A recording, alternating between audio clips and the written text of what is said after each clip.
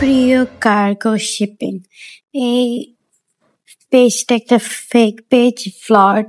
ওরা মানে পেজ দেখলে কেউ বুঝবেন না যে এই পেজ যে এত বড় ধোকাবাজ। ভেরিফাইড পেজ, তার উপরে যে ভিডিও। আজকে 3-4 বছর ধরে এই পেজ বন্ধ হয় না কেন আমি বুঝি না। 3-4 বছর ধরে এই পেজ কন্টিনিউ চলতেছে। ইভেন ওদের যে লোকেশন দেওয়া, ওদের লোকেশনে কোনো দোকান নাই, ওদের কোনো ওয়্যারহাউস নাই। ওরা দোকানে, আমি যখন প্রোডাক্ট অর্ডার করেছিলাম আমি হাফ অ্যাডভান্স করেছিলাম অ্যান্ড হাফ প্রোডাক্ট রিসিভ করতে দোকানে গিয়েছিলাম। পরে দেখি দোকানই নেই। পরে যখন বলতেছি যে রিপ্লাই দেন না কেন, ফোন ধরে না, কিছু করে না, তখন তখন ওই যে জায়গায় অ্যাড্রেস দিয়েছিল ওই জায়গায় গিয়ে একজন দারোয়ান বলছিল যে এই নামের পেজ খুঁজতে সেনাবাহিনীরাও আসছিল, কিন্তু সেনাবাহিনীরাও পায় নাই, পরে চলে গিয়েছে। আর এই পেজের মেইন যে সমস্যাটা, এই কমেন্টে যে এত ফেক রিভিউ, এত কিনা টাকা দিয়ে এত ফলোয়ার কিনানো, এটা কেউ বুঝবেনি না, এটা কেউ ধরতে পারবেন না। প্লাস কেউ কমেন্ট করলে ওইটা তো কেটে দেয়, এটা তো সোজা। আমি আমাকে যখন ফ্লডটা করছিল তখন আমি কমেন্ট করছি অনেক আইডি দিয়ে, আমার আপুদের আইডি দিয়ে, কিন্তু ডিলিট করে দেয়, ব্লক করে দেয়। পরে আমার কিছু করা ছিল না, তখন আমি ভোক্তা দপ্তরে কমপ্লেন করেছিলাম, কিন্তু ওখান থেকেও কোনো রেসপন্স পাইনি।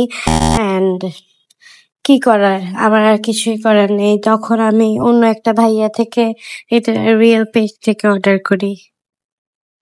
এই কমেন্টটা দেখেন, এই ভদ্র মহিলার কমেন্ট তো এমন ভাবে করছে যেন সত্যি সত্যি প্রোডাক্ট পাইছে, কিনছে। 35 দিনের কথা বলে 50 দিন লাগছে প্রোডাক্ট আনতে, কিন্তু প্রোডাক্টই তো আসে না, ওদের তো দোকানই নেই, ওরা তো ফ্লড।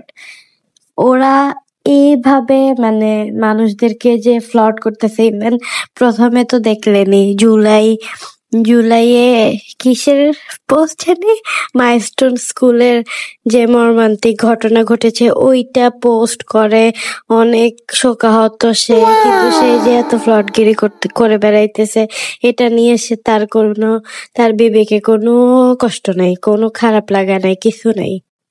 যারা আমার এই ভিডিওটা দেখবেন তারা অবশ্যই এই পেজ রিপোর্ট করবেন and কমেন্ট করবেন যে এই পেজ ফ্লড। আমি প্রত্যেকটা প্রুফ সহ এই ভিডিওটাতে দিয়ে দিয়েছি, যাতে কারো মনে কোনো সন্দেহ না থাকে।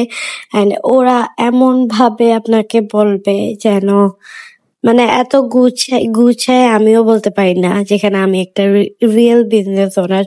স্মল বিজনেস ওনার হলেও একটা রিয়েল বিজনেস রান করতেও অনেক কষ্ট হয়। অ্যান্ড ইভেন আমরা কাস্টমারের সাথে এত ফ্রেন্ডলি হয়ে যাই, মাঝে মাঝে ওরা ভাবে আমরা রিয়েল কিনা নাকি ফ্লড। আপনাকে একটা অর্ডার নাম্বার দিবে, আপনাকে ভিডিও দিবে যে এই দেখেন আপনার অর্ডার চলে আসছে, 7 দিনের মধ্যে দিয়ে দিব। তারপরে মানে কত কিছু ফ্লড করার জন্য মানে যা দরকার সব ইউজ করে।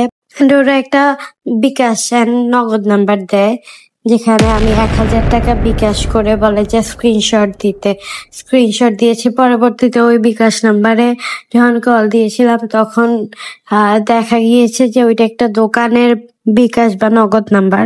একটা দোকানে পাঠায় দেন, দোকান থেকে ওই টাকাটা উঠায় ফেলে। আমি তো কোনো রকম সন্দেহ করিনি, আমি কোনো রকম সন্দেহ ছাড়াই আমি বলেছি। আমার আপু চিটাগং থাকে, চিটাগং হচ্ছে আগ্রাবাদ ওদের ওয়্যারহাউসের অ্যাড্রেস। তো ওরাই বলছিল যে আপনি আমাদের শোরুমে ওয়্যারহাউসে এসে নিয়ে যান, আমাদের কোনো প্রবলেম নেই। তো আমি বলছি আপু তোমার তো বাসার কাছে, তুমি যাও। পরে আপু তো গিয়ে দেখে কি নাই।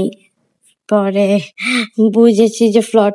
ভাগ্যিস আমার 1000 টাকা লস হয়েছে, নাহলে যদি আমি না যেতাম তাহলে তো আমার আরো বেশি টাকা লস হয়ে যেত, কারণ আমার প্রায় 5000 টাকার মতো প্রোডাক্ট।